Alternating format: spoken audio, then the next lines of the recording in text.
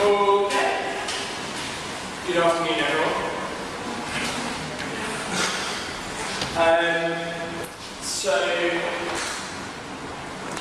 We're basically going to talk at our kind of generally what you do in your first proposition. Because although this is specifically entitled to setting up from the first proposition, and by that I do mean something relatively specific, I do want to talk a little bit about sort of first props more generally. Because we've got quite a small number of you, I'm actually going to make this quite an interactive elective session, so I'm going to get you to do first prop cases, and then we'll go through them very thoroughly at the end, so I think that'll be very helpful. If that sounds good, I'll talk for about 20-25 minutes, and then we'll do some exercises in which you practice first props. Does that sound? I see blank stares. Does that sound okay? Yeah. Cool. So, things about first propping. I think first prop is probably, for most people, the position they fear the most. And I think that was true for me for a very long time. I used to think, oh no, if you're first prop, there's no way we can And that's just a fear you really get over with time. By the end, I actually used to love drawing the first prop. Particularly in knockout rounds in finals, first prop is an absolutely great position to draw. Because I don't necessarily think first prop is the easiest position in a debate to win from, but it's the easiest position to take a second from. Okay? And if that's all you need to do to get through a debate, is take a second, then it's absolutely blistering to be first prop. Because provided you do certain things properly, it's actually very hard to reach a good, clear, robust first prop case. So that's the sort of first thing, like, get over the fear. First prop has a disadvantage, obviously, which is that you're out of the debate basically less than halfway through. That the debate is just over, or rather your contribution to the debate is just over, it's done. But at the same time, it's a massive advantage getting to be the team that speaks first, getting to be the team that decides what the debate is really going to be about, what the issues are going to be. And so I think any disadvantages that you have in terms of rebuttal are actually outweighed by the benefits of getting to set up the debate on your terms. So, how do you do that? So this is a slightly more difficult question. Firstly, definitions. Now, obviously, as I'm sure has been made clear, several times to you, definitions aren't really there to gain a kind of big advantage, right? They're not about gaining a kind of big strategic advantage in the debate and trying to exclude the other side's arguments. So, at the same time, you can gain a lot of strategic advantage by defining the mission well and defining the mission carefully, somewhat on your terms. Okay, so there's obviously a balance to be struck, but a careful, well set up prop case can actually, a careful, well set up definition can remove a lot of particularly sort of practical objections that an opposition team might mount. So a really good example is this has to criminalise the payment of ransoms. Okay. So one big opposition long argument is probably going to be it is unfair to criminalise the payment of ransoms because it imposes a kind of unfair burden on the families of people who've been kidnapped. Now, in my view, was that is a strong argument. It's very easily defeatable in a couple of ways, and are perfectly within the scope of the definition. So the first thing is, in the definition, you can say perfectly fairly in a definition, we don't think people should be sent to prison for paying these ransoms. Okay? And immediately, that will lose at least a lot of the emotional force of the argument that it's really unfair on the families of these kidnapped victims. Because whilst they might not suffer some harms as a result of not being able to pay ransoms, they're not going to be like actually put in prison, and that's quite a big deal, right? The second thing we can say is we don't think that criminal punishments should focus on families. They should be, though sometimes families might have to be punished. Severe criminal punishment should fall on the kind of the middlemen. So often if you're paying a ransom, you have like a family here and terrorists, kidnappers here. And the money, which is this purple chalk, has to go via somebody else, right? So it's not literally, or it's very rarely literally like the family are just holding $1 million in cash and they hand it to the kidnapper, okay? Usually the money has to go through a bank, okay? So like it goes through a bank account, or it goes through someone who negotiates with terrorists to achieve that objective. And that person will almost always know that this is ransom money, right? This is going to be a very unusual payment. Okay? This is going to be a like £1 million spike from this like Western family to this random group of people on the streets in Iraq or Afghanistan. It's going to look very suspicious, and the bank will know about it. So you can instead impose severe punishments on the middleman. Okay? And again, that is another way of defining, and that's a clever piece of definition for two reasons. So firstly, it makes the policy more effective, okay? Because another big objection might be the families will just pay this money anyway and accept criminal sanctions, okay? What this does is put in the way somebody who doesn't share the family's incentives, okay? Who doesn't care about the person like the family does. So if these people have like $1 million in the bank with the Ray-Bans, and they try and pay it to the kidnappers, the Ray-Bans will say, no, and hold on to the money, and then the payment gets stuck. Okay, so it's less effective. So the policy is more effective for that piece of definition as well. So that's really good. I think you can also add in other key details about how this policy would work in the definition. Because lots of the objections will be like, is this practical? How, for instance, what happens when families try to find other ways to pay the money? Or how else will we get, kidnapped victims back? There's a kind of challenge to produce an alternative. But you can obviously, when you're banning something, you can talk about alternatives. So you get to set the debate up as a choice between paying ransoms and the best possible other way of getting somebody back from the kidnappers. Okay? So that could be a combination of negotiation, of military force and so on. And it's perfectly fine in the definition of the proposition to say, and by the way, we will massively increase the resources that we put in to prevent it, to specialist units whose job it is to get back kidnapped victims from their kidnappers without ransom payments. Okay? So that's also another. So you can see how definitions can kind of be used to gain some advantages. Right? You can focus the definition on the issues you want to focus on. Now, the important thing to say about this is, within the scope of that, you do still have to stay true to the wording of the definition. Okay, so you can't, and this is really important, you can't say,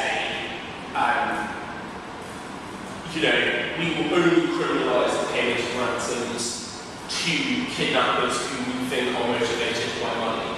Okay, because that's clearly not, that clearly narrows the debate down too far and basically tries to remove the whole opposition case by saying, we'll only do this where we think it will be effective in preventing future kidnapping. Right? And removes all of the arguments about whether or not this is in fact an effective policy. So you have to work out how to tread that line, but provided you can tread that line carefully, you can gain a little advantage of first proposition. Right. Does anybody have any questions about definitions? I'll stop periodically for questions because I think it's quite useful to make the session a bit more interactive. So.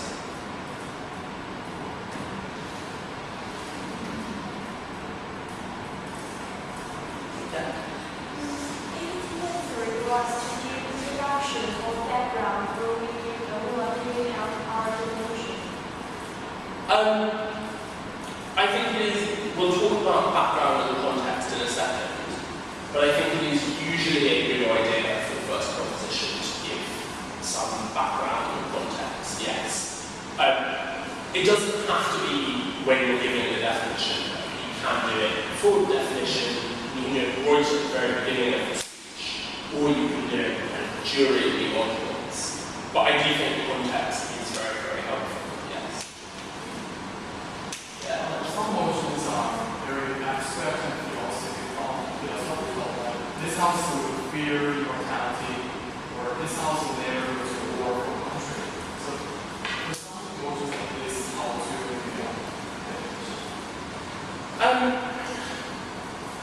well, so I guess there are two types of things we could be talking about here, at least, just trying to understand this through. I mean, the first is sort of pure philosophical debates. So something like, this house believes that dead people have no rights, or this house believes that the state is an unjustified institution. Those are the debates which are just about a principled philosophical claim. In those cases, it's more about saying what you mean by the words. You have to be very careful because in those kind of debates, often really the debate is about what the words mean. So like in the debate, this house believes that dead people have no rights. It wouldn't be acceptable for a proposition to say, by rights, we mean legal rights which can be enforced in a court. Because it would obviously be like just truistic that dead people don't possess those. Right? So really the argument there is about whether we look at those kind of rights, or like a lot of the argument is about the meaning of the words. So I think you should explain what you as a team think the words mean, but and what the kind of principal claim you're making is. But the definition isn't really there. Like you can't just say, you can't basically define the words in relation to mean that you win. And I think in those debates, definition is almost not that important, right? Like, because everyone knows what a dead person is, that's the DNA definition. And what rights are is like the subject of the debate. So I think it might be more as a definition to say, here's a sort of general conception of what we mean by rights, but we acknowledge that that's obviously a subject that is up for dispute here. Here are our arguments as to why our version of what that word means is correct. And I guess similarly in a debate like this has with fear and mortality. Again, meaning of fear is kind of up for debate in that context.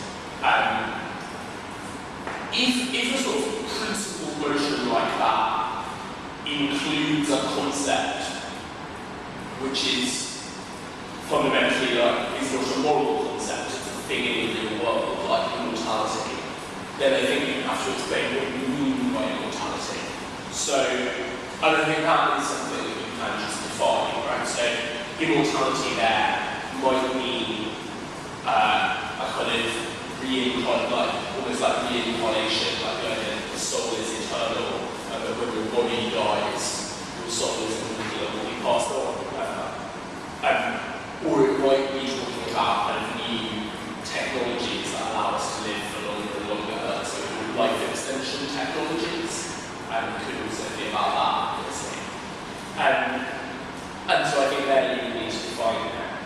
The other, I guess, general category, like when you describe this house will never go to war for culture as a kind of general philosophical debate, I don't really think that's a philosophical debate per se. It's a what you might call a broad policy motion. So it is in essence advocating a policy position, like don't go to war. It's advocating a thing the government shouldn't do. But it is advocating it across a huge range of circumstances. Okay, so I once did a debate that was the European, it was the Euros quarter-final, and it was this house will never fight for king of the country. But in English, that's just an expression that this house would be a pacifist. This house fighting for the king of the country is like an English phrase. That's not really it's a philosophical debate in the sense that it's about kind of philosophical principles, but there is a real world empirical fact, which is that you'll never declare war on anyone. And so there, I think it's more about defining the terms of your broad policy. So in particular, within the example you gave, what does it mean to go to war for culture? Like, what kinds of wars are you talking about? What are the parameters of those sorts of wars? Presumably excluding things like peacekeeping or anti-genocide missions, but including, I don't really know, I guess like kind of wars fought on the basis of nationalism, like presumably part of the context would be like not going to war over Taiwan, for instance, would be part of that debate. Now, but you want to give, through those kind of debates, you want to give obviously examples, but probably also explain the kind of terms of your broad policy. Does that kind of help? Is that cool? Any other questions about definitions? Okay, so let's talk about background and context.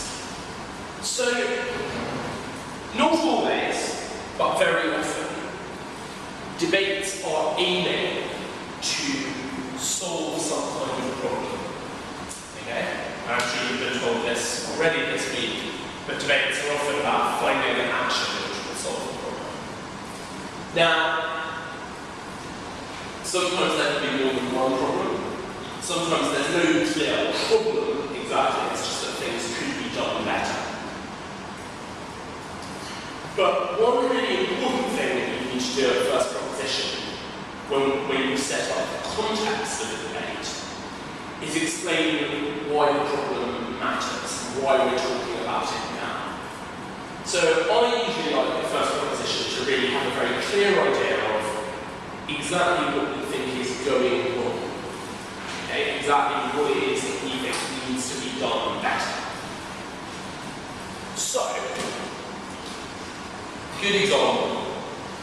The motion is this house will cut off all aid to and trade with Arab countries which elect religious governments. Okay? Yeah. This house will cut off all aid to and trade with Arab countries which elect religious governments. Okay? So it's talking about like Egypt, possibly in the future, like Tunisia, or whatever.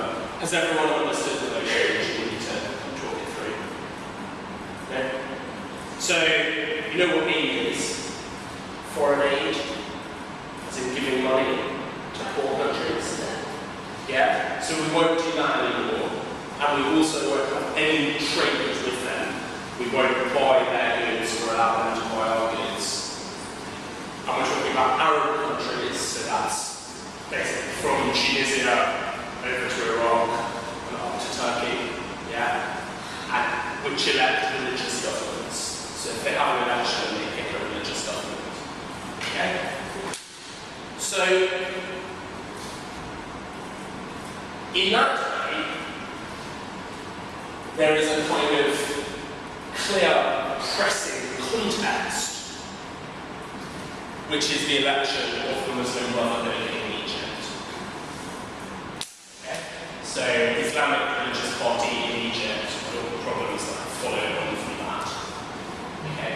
So when setting up the debate at first proposition, you want to explain not just why there is a problem, but why the problem is urgent. Okay? Why are we talking about this now? Now sometimes there won't be, like some people have been talking about the problem for ages and ages. It's just an old classic language that is surprised. But often, you'll want the kind of motion, you'll have the kind of motion where there's something live issue. And the reason the CAG can set the motion is because there's something big going on in the world that means now is the time to be discussing this topic. Okay? So you should try and open your speech, or certainly very early on in your speech, talk about that. Okay? Talk about the problems that resulted from the election of the Muslim Brotherhood in Egypt. Okay, so talk about women's rights, talk about the undermining of future elections and democracy, talk about riots in the streets and so on. Really build up a picture in the audience's mind of this really pressing problem that needs solving. Okay? Because often, I think, it's important to say, like, establishing that there's a problem doesn't mean proposition win the debate, right?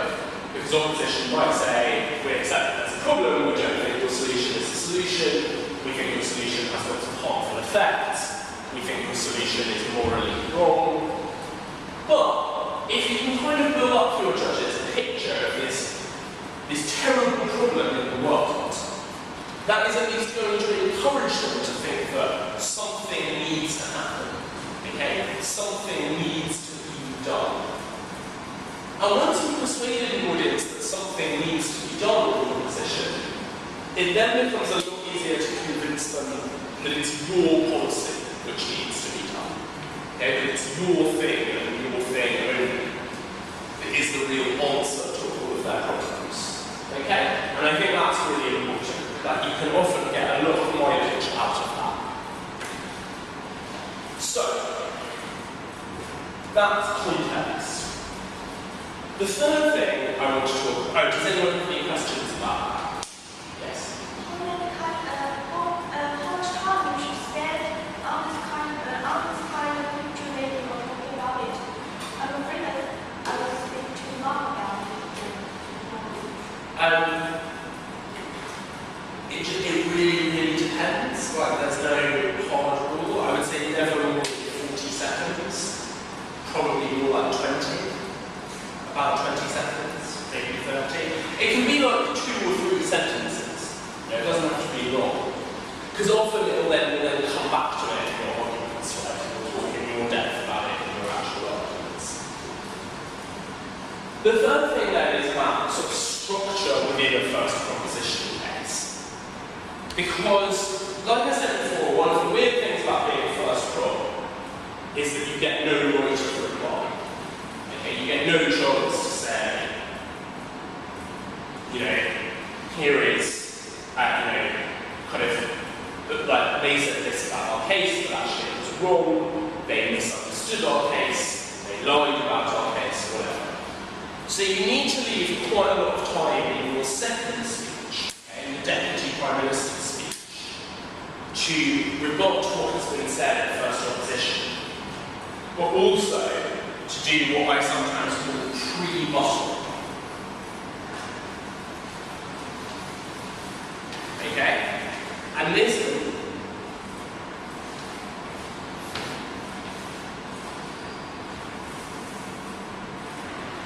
and pre-rebuttal is basically when you so it's rebuttal, but it's before the other side has said the argument. Okay? So what we're trying to do with that is build up some kind of defences against the arguments that you think the other team might make. Okay? So often what you want to do in a first proposition speech is put many, many arguments in the first speech, okay, in the first proposition speech, and leave room in the second proposition to make other arguments that are kind of rebuttal in disguise.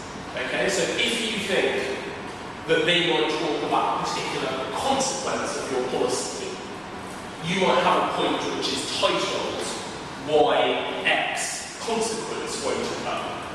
Okay, so in the criminalisation of ransom debate, you might think, okay, they're going to talk about why this will be really ineffective. Okay, and you want to make a point which is why it will be effective. Okay, but you're going to make that point by sort of imagining what they might say and then arguing against that. Okay? What time is it, Sandy? Sorry, just I don't my time on the so I have a question. 35, great. Right. Does anybody have any questions?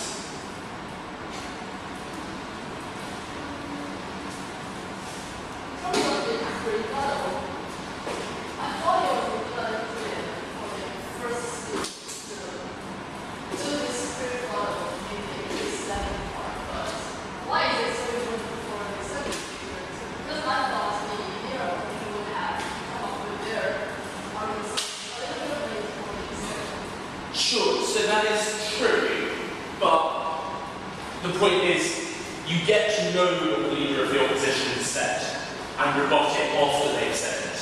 Okay? So it's easier, obviously, to rebut something after someone has said it, because you know what it is. It's not a moving target. Okay? So you can just, once the LM has made their arguments, the DPM can rebut them directly. The difference is that there are going to be 3 more opposition speakers. Okay? And you're not going to know what they've said, but you'll have some hints from the leader of the opposition. Okay? So that's why DPM does more of this, basically. Right, I'm going to set you some first props. And they're going to be hard, and then I'll give you 10 minutes to prep them, and then we'll talk about them. Okay, so I'm going to give you a motion, and I'd like you to prepare a first proposition case, definition, context, and arguments. Okay? Back row, front row, and this house believes that China should offer Edward Snowden asylum.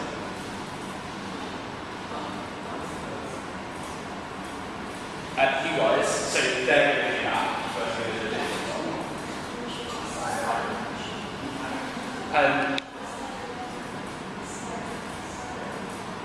This house needs. Sorry, I'm also just going to, now that we're done with this.